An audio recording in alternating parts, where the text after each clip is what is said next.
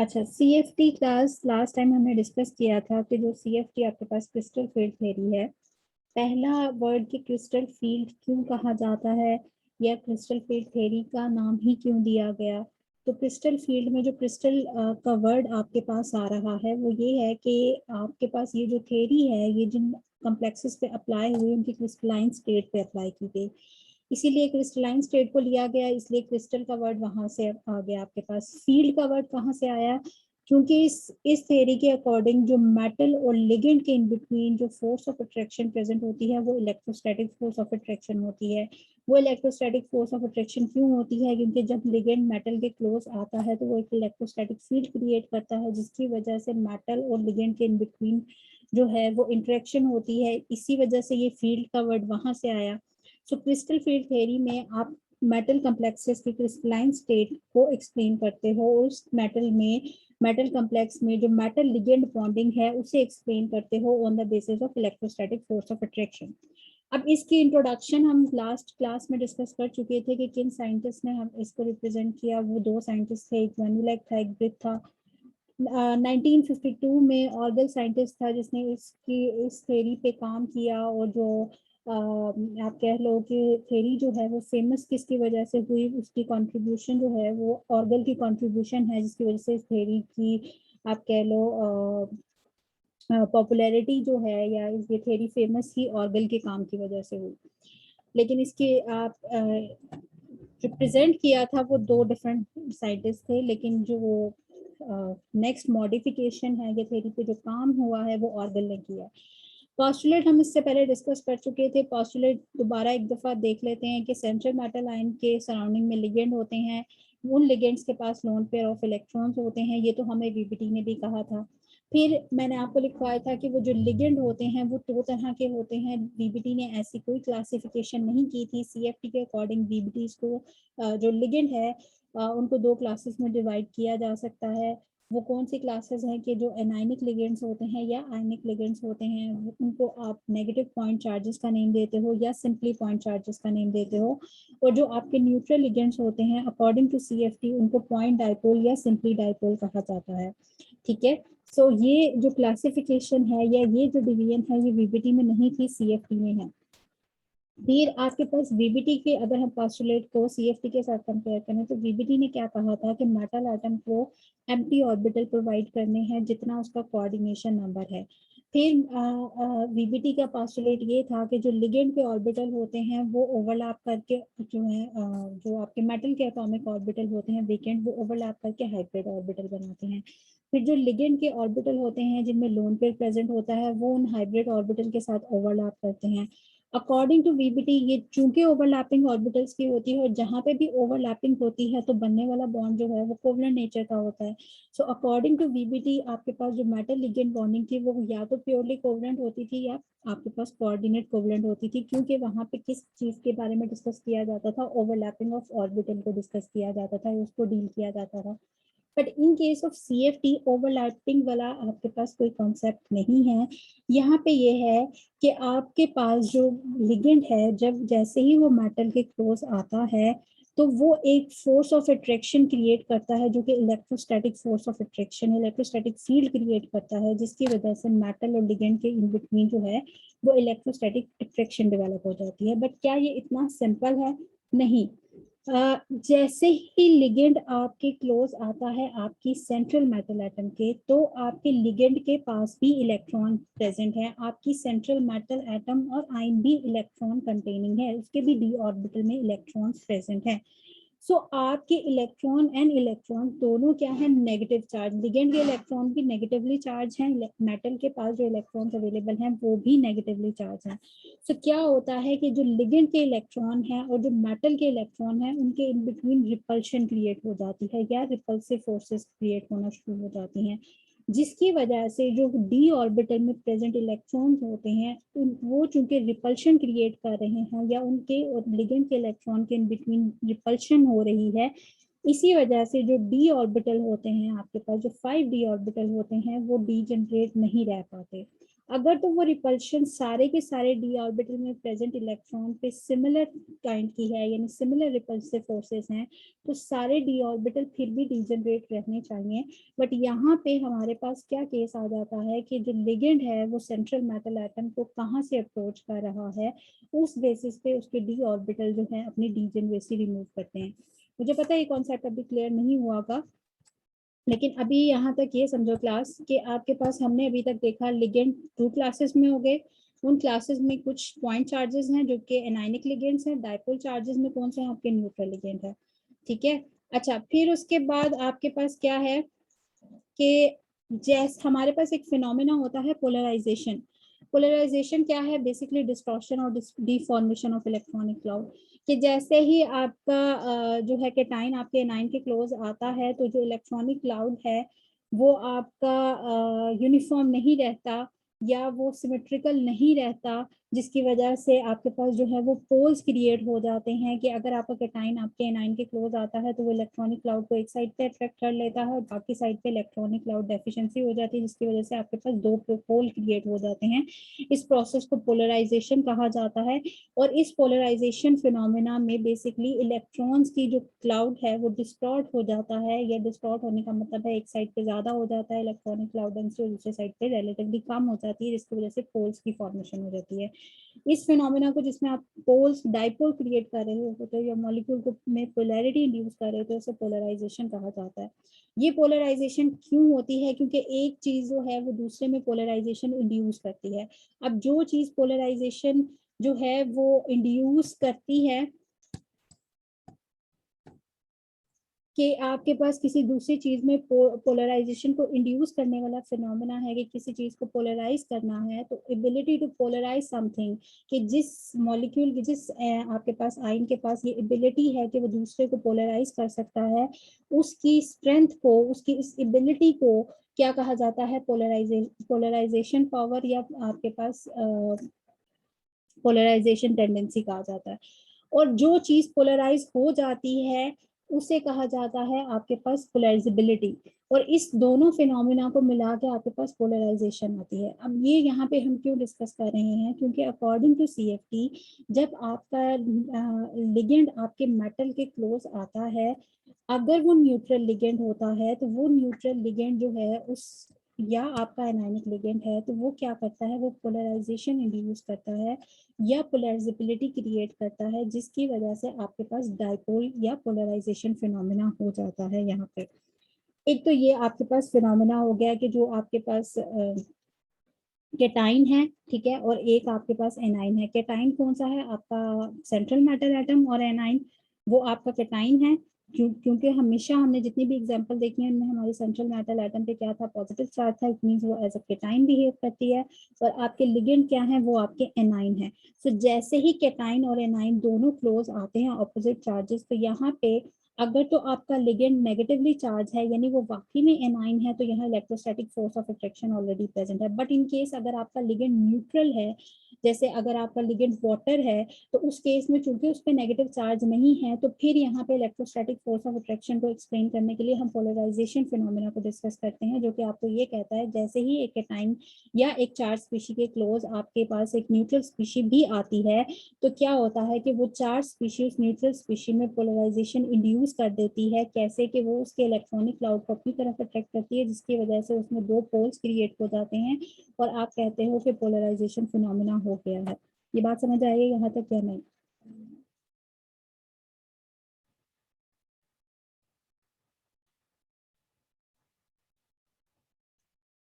Yes ma'am. किसी को ये पॉइंट क्लियर ना हुआ हो अभी तक?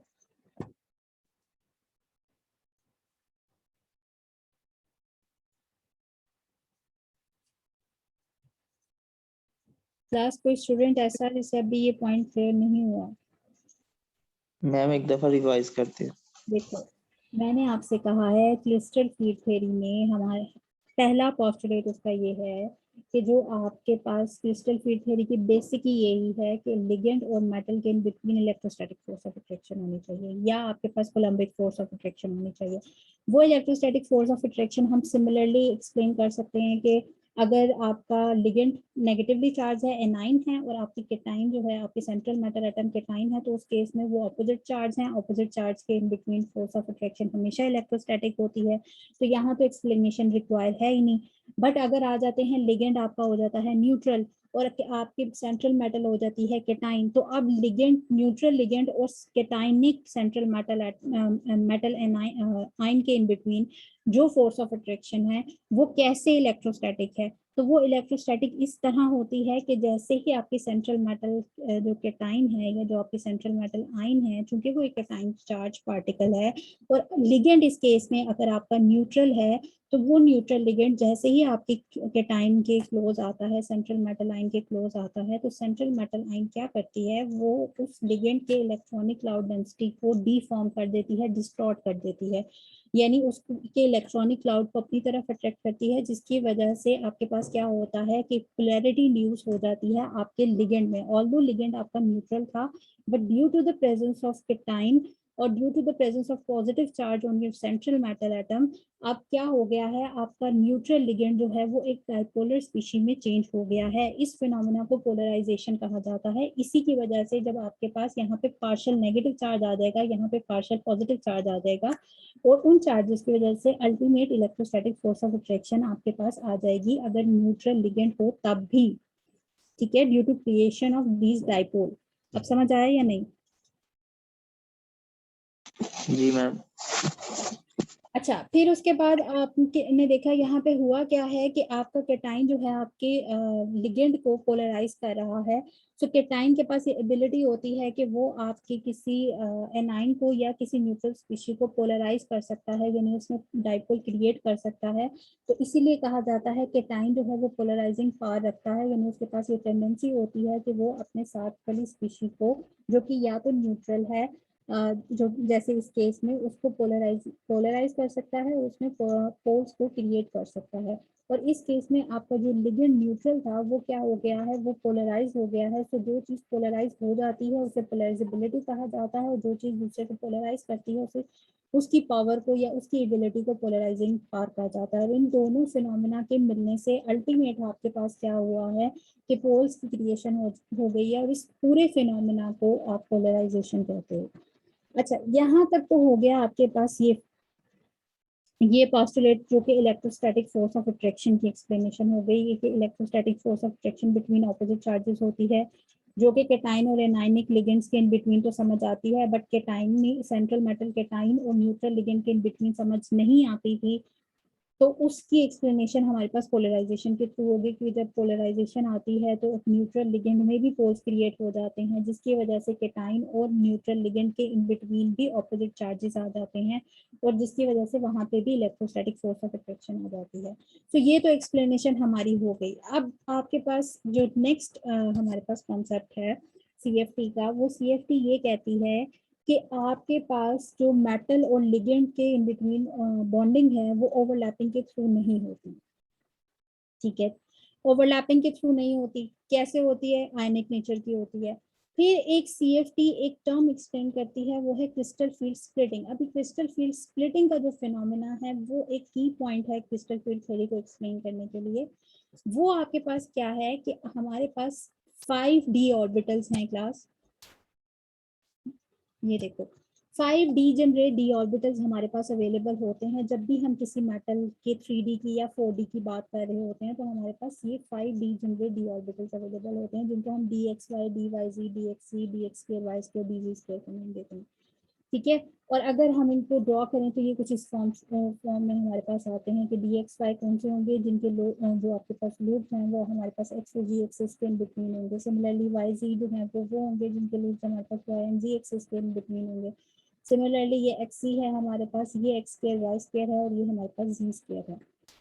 अब ये जो 5 डी जनरेट जब होते हैं, डी जनरेट का मतलब है कि इनकी एनर्जी सेम होती है, तो इलेक्ट्रॉन इनमें से किसी में भी जा सकता है। बट अकॉर्डिंग टू CFT जैसे ही आपका लिगेंड आपके सेंट्रल मेटल एटम के क्लोज आता है, तो ये जो मेटल के 5d ऑर्बिटल हैं, 5d ऑर्बिटल हैं, ये डीजनरेट नहीं रहते, ये स्प्लिट कर जाते हैं। ये स्प्लिट कर जाते हैं दो सेट्स में।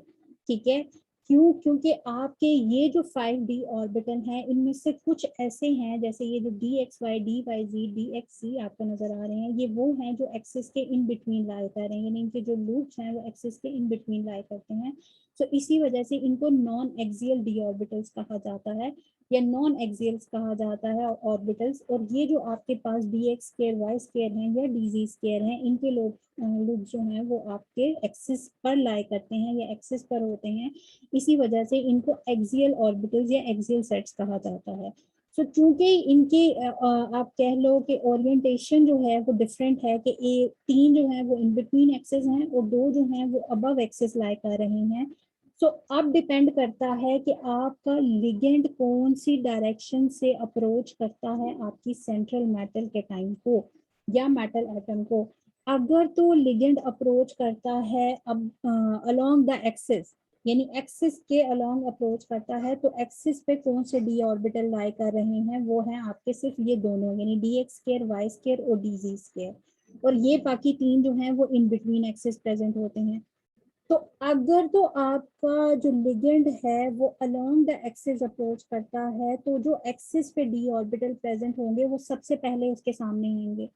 सामने आने का मतलब है कि वो सबसे ज्यादा रिपल्शन फेस करेंगे आपके लिगेंड के साथ। रीजन क्या है, क्योंकि इन डी ऑर्बिटल में आपके पास इलेक्ट्रॉन्स प्रेजेंट है। अगर आपको याद हो तो वीबीटी में हम इन डी ऑर्बिटल्स में इलेक्ट्रॉन की फिलिंग, जब भी हम अगर देखें तो ट्रांजिशन मैटर में 3D में आपको पता है इलेक्ट्रॉन्स प्रेजेंट होते हैं, ठीक है। अगर तो ये डीजेनरेट सेट्स होते हैं तो हम इन इलेक्ट्रॉन्स की फिलिंग कहीं पे भी कर देते हैं, ठीक है, क्योंकि सारे डीजेनरेट हैं। बट अकॉर्डिंग टू सीएफटी अब होता क्या है कि ये जो आपके डी ऑर्बिटल में प्रेजेंट इलेक्ट्रॉन्स हैं और आपके जो लिगेंड के इलेक्ट्रॉन्स हैं वो दोनों क्या हैं, सिमिलर चार्जेस हैं। वो क्या करते हैं, वो एक दूसरे को रिपेल करना शुरू कर देते हैं, और इस रिपल्सिव फोर्स ऑफ अट्रैक्शन की वजह से, अगर आपको याद हो, जहाँ पे भी रिपल्शन आती है हमारे पास, हम बात करते हैं कि एनर्जी सिस्टम की इंक्रीज करती है, और जहाँ पे भी अट्रैक्शन प्रीडोमिनेट करती है हम कहते हैं एनर्जी ऑफ द सिस्टम जो है वो डिक्रीज कर गई है।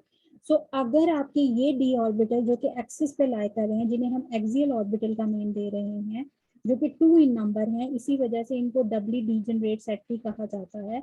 अब डबली डीजनरेट सेट इस वजह से नहीं कहा जाता, बल्कि इसकी अलग एक्सप्लेनेशन आगे देती हूँ। कि पहली बात तो ये एक्सिस पे लाई करते हैं, एक्सियल हैं। दूसरी बात कि अगर ligand along the axis approach करे तो एक्सिस पे कौन से सबसे पहले उसको डी ऑर्बिटल सामने मिलेंगे या उसके बिल्कुल सामने एक्सिस पे प्रेजेंट होंगे, वो ये 2 होंगे, जिसकी वजह से ये 2 सबसे ज्यादा रिपल्शन फेस करेंगे। ये चूंकि एक्सिस पे 3 लाई नहीं कर रहे, ये इन बिटवीन एक्सिस प्रेजेंट है, सो इनकी रिपल्शन या इनकी अट्रैक्शन विद द लिगेंड उतनी अच्छी नहीं है। तो अगर इनकी इंट्रैक्शन अच्छी नहीं है तो इट मीन कि इन पे पड़ने वाली रिपल्सिव फोर्स भी कम होगी। तो यहाँ पे अगर इनकी पे पड़ने वाली रिपल्सिव फोर्स ऑफ अट्रैक्शन इनके केस में कम है, तो इनकी एनर्जी जो है वो लेस होनी चाहिए। और अगर इन 2 डी ऑर्बिटल की लिगेंड के साथ इंटरेक्शन बहुत ज्यादा हो रही है, और वो इंटरेक्शन कौन सी है, वो रिपल्सिव इंटरेक्शन है, तो इनकी एनर्जी बढ़नी चाहिए और इनकी एनर्जी ज्यादा बढ़नी चाहिए। तो यही फिनोमेना आपका सीएफटी में होता है। अकॉर्डिंग टू सीएफटी, जब आपका लिगेंड आपके सेंट्रल मेटल एटम के क्लोज आता है तो वो इलेक्ट्रोस्टैटिक फील्ड क्रिएट करता है। उस इलेक्ट्रोस्टैटिक फील्ड की वजह से आपके जो लिगेंड और मेटल के इलेक्ट्रॉन्स हैं वो दूसरे को रिपेल करते हैं, और डिपेंड करता है आपका लिगेंड आपकी सेंट्रल मेटल एटम के कहाँ कौन सी डायरेक्शन से अप्रोच कर रहा है। या तो वो इन बिटवीन एक्सिस अप्रोच कर रहा है, या वो अलोंग द एक्सिस अप्रोच कर रहा है। इस बेसिस पे उसके जो डी ऑर्बिटल हैं वो डीजनरेट नहीं रह पाते, क्योंकि उन पर पड़ने वाली रिपल्सिव फोर्स ऑफ अट्रैक्शन वो डिफरेंट होती है, और इसी वजह से वो 2 सेट्स में स्प्लिट कर जाते हैं, और इस फिनोमेना को क्रिस्टल फील्ड स्प्लिटिंग कहा जाता है। ठीक है, यहाँ तक कुछ समझ आया क्लास या नहीं?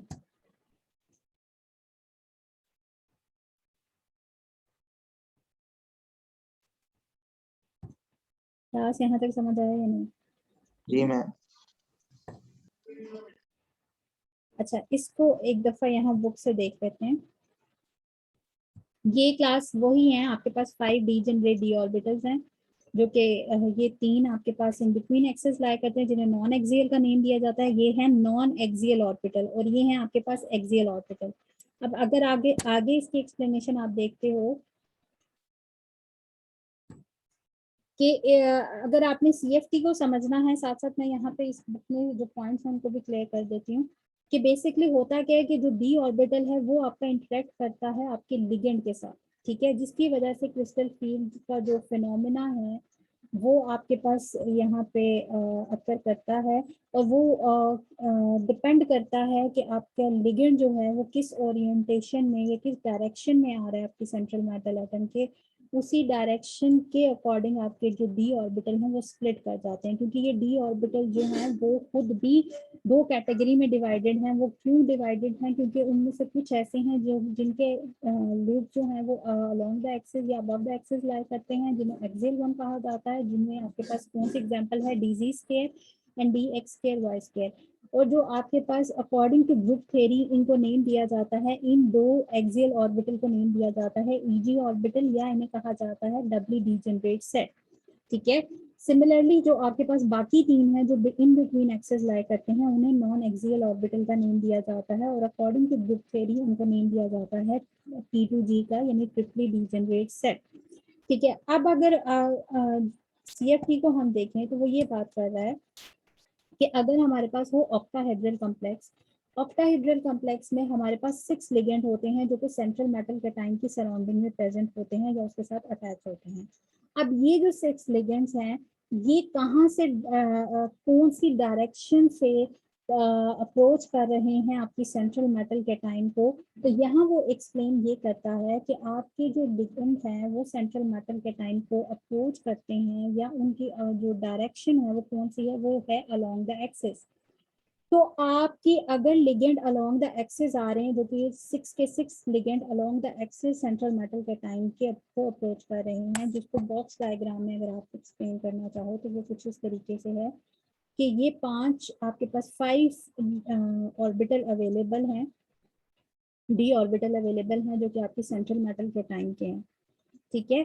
और यहाँ पे आपके पास जो आपको ये ग्रे सर्कल नजर आ रहे हैं क्लास, ये आपके लिगेंड्स हैं, ठीक है। जो ग्रे सर्कल है, ब्लैक सर्कल्स को आप ना देखो, जो आपके ग्रे सर्कल्स हैं ये आपके लिगेंड्स हैं, और ये आपके टोटल अगर ग्रे सर्कल्स को आप काउंट करो तो 1 2 3 4 5 6, ये 6 लिगेंड टोटल आपके बनते हैं। और ये लिगेंड्स कहाँ पे लाई कर रहे हैं, दो अगर आप देखो तो ये एक्स एक्सिस पे हैं, दो अगर आप देखो तो y एक्सिस पे हैं, और दो ये वाले देखो तो ये v एक्सिस पे हैं। तो 6 के 6 लिगेंड आपकी सेंट्रल मेटल एटम को अलोंग द एक्सिस अप्रोच कर रहे हैं, जिसकी वजह से उसके जो d ऑर्बिटल, ये जो dz स्क्वायर है और ये जो dx square y square orbital है, ये भी चूंकि अलोंग द एक्सिस लाई करता है तो ये ज्यादा रिपल्शन फेस करेंगे, या इनमें जो इलेक्ट्रॉन प्रेजेंट हैं वो इलेक्ट्रॉन और लिगेंड के इलेक्ट्रॉन आपस में एक दूसरे को ज्यादा रिपेल करेंगे। ये बात समझ आई यहाँ तक या नहीं?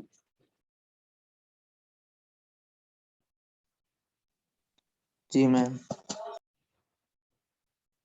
अच्छा, अब यहाँ पे एक वो क्लास केस दिखा रहा है आपको, एक कंडीशन जो कि हाइपोथेटिकल कंडीशन है, यानी वो एग्जिस्ट नहीं करती। अब वो ये कह रहा है कि आपके पास ऑक्टाहेड्रल कॉम्प्लेक्स है, यानी 6 लिगेंड है आपके सेंट्रल मेटल के टाइम के क्लोज, और आपके ये 5 डीजेनरेट डी ऑर्बिटल हैं जो कि सेंट्रल मेटल के टाइम के हैं। अगर तो कोई फील्ड लिगेंड जो है प्रेजेंट नहीं है, यानी लिगेंड जब नहीं था, तो उस केस में आपके पास जो पांचों के पांचों डी ऑर्बिटल हैं वो क्या हैं, वो सारे के सारे डीजेनरेट हैं, ठीक है। अब अगर लिगेंड जो है वो सिमेट्रिकल फील्ड क्रिएट करता है, सिमेट्रिकल फील्ड का मतलब ये है कि ये आपके पास हाइपोथेटिकल सिचुएशन है, जिसमें जाहिर सी बात है, हमने कहा कि लिगेंड कभी भी ऐसा नहीं होगा, लिगेंड डिपेंड, क्योंकि आपके डी ऑर्बिटल ही सिमेट्रिकल नहीं है, डी ऑर्बिटल ही दो कैटेगरी में डिवाइडेड है, तो ऐसा कभी नहीं हो सकता कि आपका लिगेंड जैसे ही अप्रोच करे उन डी ऑर्बिटल्स की एनर्जी एक ही लेवल, एक ही अमाउंट से इंक्रीज या डिक्रीज करे, ऐसा नहीं हो सकता। रीजन ये है क्योंकि आपके वो जो डी ऑर्बिटल है वो दो सेट्स में डिवाइडेड हैं, और वो सेट्स कौन से हैं, एक्सियल एंड नॉन एक्सियल, और उन एक्सियल और नॉन एक्सियल में की वजह से आपका जो लिगेंड है वो हम देखेंगे कि कौन सी डायरेक्शन से अप्रोच कर रहा है। सो वो क्योंकि अलोंग द एक्सिस अप्रोच कर रहा है, सो आपके dx square y square and dz square ज्यादा रिपल्शन फेस करेंगे, क्योंकि वो उसी की डायरेक्शन में लाई कर रहे होंगे, जबकि बाकी ही जो तीनों हैं आपकी ये उसकी डायरेक्शन में, लिगेंड की अप्रोच की डायरेक्शन में लाई नहीं कर रहे होंगे, सो ये आपके इतनी रिपल्शन फेस नहीं करेंगे। सो इस वजह से ये जो आपके 5 डी ऑर्बिटल हैं उनकी एनर्जी अगर तो स्फेरिकल फील्ड क्रिएट होती है, यहाँ स्फेरिकल फील्ड का मतलब है सिमेट्रिकल फील्ड, यानी अगर आपका लिगेंड सिमेट्रिकल फील्ड क्रिएट कर रहा होता, यानी लिगेंड की वजह से जो रिपल्सिव फोर्स ऑफ अट्रैक्शन है या जो इलेक्ट्रोस्टैटिक फोर्स ऑफ अट्रैक्शन है जो कि रिपल्शन काज कर रही है between metal electron and ligand electron, अगर तो वो सिमेट्रिकल होती, ये सिमेट्रिकल का मतलब है सब पे पड़ने वाली सेम होती, तो ये पांचों के पांचों एनर्जी में इंक्रीज कर जाते, क्योंकि रिपल्शन है तो रिपल्शन की वजह से एनर्जी इंक्रीज करती इनकी, बट इन सब की एनर्जी एक जैसे इंक्रीज कर जाती। तो ये स्फेरिकल फील्ड वाला फिनोमेना आपके पास होता नहीं है, इसीलिए जो मैंने आपको यहाँ पे क्लास अगर आप देखो,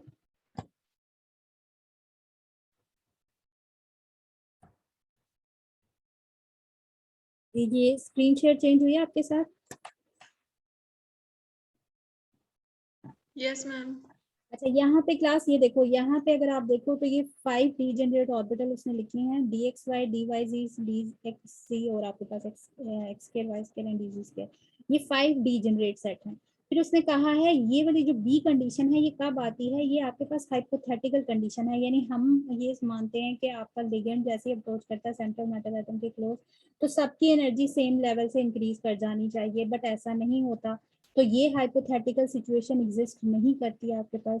तो आपकी सिचुएशन क्या होती है कि आपका जो ये जो 5 डीजेनरेट ऑर्बिटल हैं ये स्प्लिट कर जाते हैं दो सेट्स में। वो दो सेट्स कौन से होते हैं, एक सेट को नेम दिया जाता है T2G सेट का और दूसरे सेट को नेम दिया जाता है EG सेट का। अब T2G सेट में कौन से ऑर्बिटल आएंगे जिनको हमने नॉन एक्सियल का नेम दिया था, यानी DXY DYZ DXE, ये वो ऑर्बिटल हैं जो कि इन बिटवीन एक्सेस लाई करते हैं, और चूंकि ये इन बिटवीन एक्सेस लाई करते हैं और लिगेंड इन बिटवीन एक्सेस नहीं आ रहा, तो ये रिपल्शन नहीं फेस करेंगे लिगेंड के इलेक्ट्रॉन के साथ, इसी वजह से इनकी एनर्जी डिक्रीज कर जाएगी। और ये जो बाकी दो थे जो अलोंग एक्सिस लाई कर रहे थे, यानी DZ square and DX square Y square, जो कि एक्सिस पे लाई कर रहे थे, ये बिल्कुल फ्रंट पे लाई कर रहे हैं लिगेंड के सामने, सो ये ज्यादा रिपल्शन फेस करेंगे। ये इनमें प्रेजेंट इलेक्ट्रॉन और लिगेंड के इलेक्ट्रॉन ज्यादा रिपल करेंगे एक दूसरे को, जिसकी वजह से इन दो डी ऑर्बिटल की जो एनर्जी है वो ज्यादा इंक्रीज कर जाएगी, और ये दोनों एनर्जी में ज्यादा इंक्रीज करने के बाद यहाँ पे EG सेट्स में कन्वर्ट हो जाएंगे, जो कि डबली डीजेनरेट सेट का नेम दिया जाता है। अब इसको डबली डीजेनरेट क्यों कहा जाता है, क्योंकि ये 2 इन नंबर हैं, 2D ऑर्बिटल हैं और दोनों की एनर्जी आपस में सिमिलर है, सो ये एक सेट बना रहे हैं जिसको डबली डीजेनरेट कहा जाता है। Degenerate mean same energy, doubly mean 2 sets की एनर्जी सेम है, और इसे T2G या ट्रिपली डीजेनरेट सेट इसलिए कहा जाता है क्योंकि ये 3 नंबर हैं और ये 3 नॉन एक्सियल जो है आपके पास, ये सारे के सारे एनर्जी में सेम है, सो इसीलिए इनको T2G सेट का नेम दिया जाता है। यहाँ तक कुछ समझ आई है?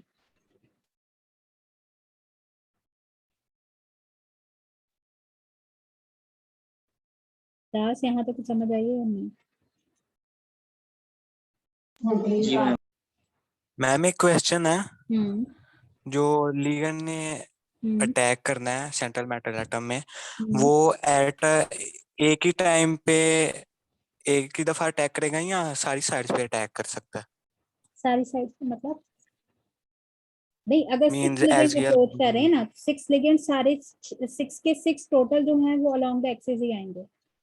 ऐसा नहीं होगा कि वो 6 एक कंडीशन में अलोंग द एक्सिस आए, दूसरी कंडीशन में इन बिटवीन द एक्सिस आए, नहीं, वो 6 के 6 along the axis he approach करेंगे। यानी ऑक्टाहेड्रल ज्योमेट्री में जो आपके 6 लिगेंड प्रेजेंट होते हैं around the central metal atom, वो हमेशा कहाँ से अप्रोच करते हैं, अलोंग द एक्सिस। इसी वजह से जो आपके पास एक्सियल 1 ऑर्बिटल होते हैं, एक्सियल d ऑर्बिटल होते हैं, वो हमेशा ज्यादा रिपल्शन फेस करेंगे, यानी ये कंडीशन फिक्स हो गई है।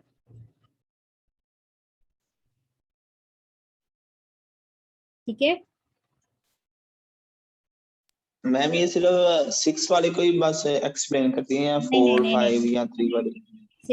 6 के अलावा बाकी एक्सप्लेनेशन भी है। इसके अलावा जो आपके टेट्राहेड्रल कम्प्लेक्सेस होते हैं, आपके स्केल प्लेनर कम्प्लेक्सेस होते हैं, आपके टेट्रागोनल कम्प्लेक्सेस होते हैं, उसके लिए उसकी भी आपके पास एक्सप्लेनेशन है अकॉर्डिंग टू CFT, बट उसमें आपके जैसे टेट्राहेड्रल के केस में आपके पास डिफरेंट ओरिएंटेशन हो जाएगी ऑफ कमिंग लिगेंड्स की।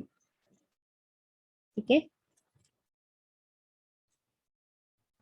अच्छा इस पॉइंट को क्लास रीड आउट करो, यहाँ पे लिखा हुआ है, since the loops of two EG orbitals lie directly in the path of the approaching ligand, the electrons in these orbitals experience greater force of repulsion, कि जो दो आपके पास डी ऑर्बिटल हैं यानी ईजी ऑर्बिटल्स हैं, वो चूंकि उनके लूप्स डायरेक्टली लाई कर रहे हैं अप्रोचिंग लिगेंड की डायरेक्शन में, तो इसी वजह से उनमें प्रेजेंट इलेक्ट्रॉन्स और लिगेंड के इलेक्ट्रॉन्स एक दूसरे को ज्यादा रिपेल करेंगे, या सिंपली हम कह सकते हैं कि इलेक्ट्रॉन्स इन ऑर्बिटल में ज्यादा रिपल्शन फेस करेंगे as compared to T2G orbital के अगेंस्ट, अगर हम इसको कंपेयर करें, ठीक है, जो कि कहाँ लाई कर रहे हैं, जो कि इन बिटवीन लाई कर रहे हैं, और वो अप्रोचिंग लिगेंड की डायरेक्शन नहीं है। इसी वजह से आपके जो EG ऑर्बिटल हैं उनकी एनर्जी बढ़ जाती है, और जो आपके T2G ऑर्बिटल हैं उनकी एनर्जी डिक्रीज कर जाती है।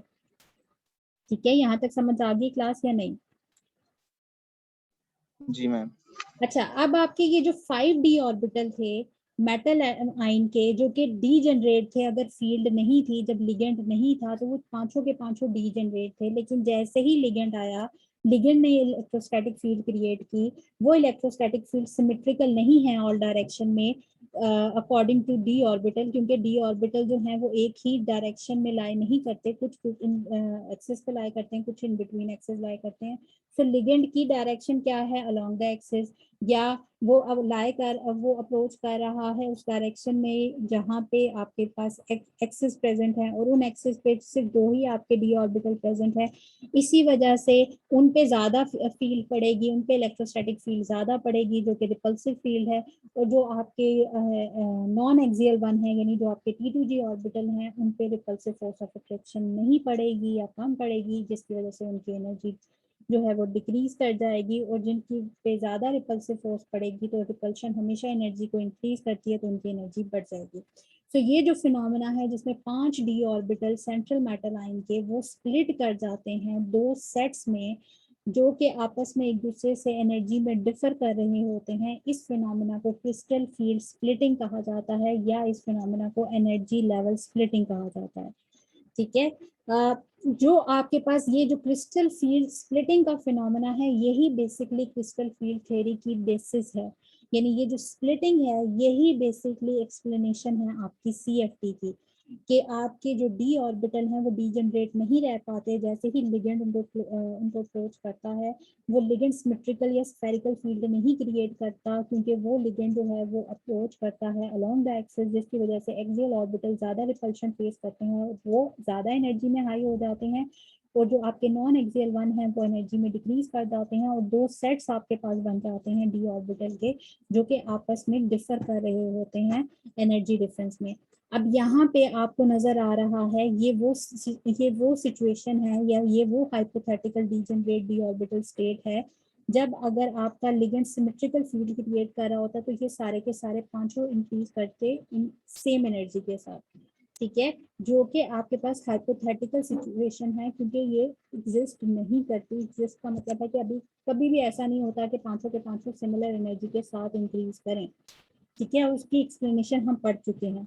तो यहाँ पे ये हाइपोथेटिकल सिचुएशन है आपके पास कि अगर स्फेरिकल फील्ड क्रिएट होती, तो सारे के सारे ये 5D जनरेट दोबारा डी जनरेट ही रहते, लेकिन एनर्जी इनकी इससे बढ़ जाती, लेकिन आपस में सबकी इक्वल होती। बट हमने बात की CFT क्या कहती है, CFT कहती है कि इनकी एनर्जी जो है वो डिवाइड हो जाती है, स्प्लिट कर जाती है दो सेट्स में, कि तीन वाले जो हैं आपके नॉन एक्सियल वो उनकी एनर्जी डिक्रीज कर जाती है, और जो एक्सियल वन है उनकी एनर्जी बढ़ जाती है। अब कितनी बढ़ती है उसके लिए कैलकुलेशन CFT आपको ये देती है कि जो इलेक्ट्रॉन आपके EG सेट्स में जाते हैं उनकी एनर्जी आपके हाइपोथेटिकल डीजनरेट सेट से 0.6 डेल्टा नॉट इंक्रीज करती है, या फिर उसे 6DQ कहा जाता है। अब डेल्टा नॉट और DQ का रिलेशन आपके पास ये है कि डेल्टा नॉट आपके पास क्रिस्टल फील्ड स्प्लिटिंग एनर्जी को रिप्रेजेंट करने का यूनिट है, जिसे डेल्टा नॉट, यहाँ पे नॉट जो है वो ऑक्टाहेड्रल के केस में है, यानी ऑक्टाहेड्रल ज्योमेट्री के लिए आप crystal field splitting energy calculate कर रहे हो, जो कि आपके पास यहाँ डेल्टा नॉट से जिसको रिप्रेजेंट कर रहे हो। डेल्टा मीन आपके पास डिफरेंस फाइंड आउट करना पड़ेगा यहाँ पे एनर्जी का, और जीरो या नॉट आपको इंडिकेट कर रहा है ऑक्टाहेड्रल कॉम्प्लेक्स की बात हो रही है। और 10DQ का यूनिट जो है आपके पास, ये इन दोनों में क्या डिफरेंस होता है कि डेल्टा नॉट जो है वो आपके पास 10DQ के इक्वल होता है। तो यहाँ पे अगर आप देख रहे हो तो 0.6 डेल्टा नॉट को अगर आप DQ यूनिट में लिखना चाहो तो 0.6 मल्टीप्लाई बाय 10 करोगे तो वो 6 में चेंज हो जाएगा, यानी पॉइंट खत्म हो जाएगा। सिमिलरली यहाँ पे जो आपके T2G सेट्स हैं उनकी हाइपोथेटिकल सेट से कितनी एनर्जी डिक्रीज करती है, वो है -0.4 डेल्टा नॉट। यहाँ माइनस का साइन ये इंडिकेट कर रहा है कि इस सेट की एनर्जी इस T2G सेट की एनर्जी लेस है आपके हाइपोथेटिकल डीजेनरेट सेट से, जो कि कितनी लेस है -0.4 डेल्टा नॉट, या फिर अगर उसे DQ यूनिट में लिखा जाए तो -4 DQ बनती है। सिमिलरली यहाँ पे प्लस साइन ये इंडिकेट कर रहा है कि आपके इन EG सेट्स की एनर्जी हाई है, कितनी हाई है इस हाइपोथेटिकल डीजेनरेट सेट से, जो कि 0.6 डेल्टा नॉट है, इज इक्वल टू 6 DQ। ये वैल्यू भी आपके पास फिक्स ही रहनी है, ये वैल्यू भी चेंज नहीं होनी in case of octahedral complex. यहाँ तक समझ आइए क्लास के नहीं?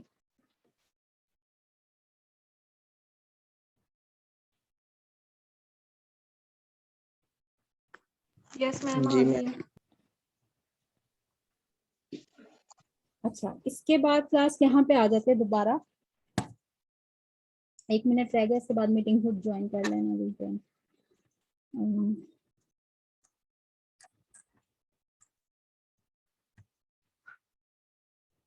यहाँ पे इस पैराग्राफ में क्लास यही एक्सप्लेनेशन दोबारा लिखी गई है। लिगेंड डोनर एटम अप्रोच करता है along the axis octahedral complexes के फॉर्मेशन में, जिसकी वजह से जो लिगेंड के इलेक्ट्रॉन और मेटल के इलेक्ट्रॉन जो EG ऑर्बिटल में है वो ज्यादा एक दूसरे को रिपेल करते हैं, जिसकी वजह से उनकी एनर्जी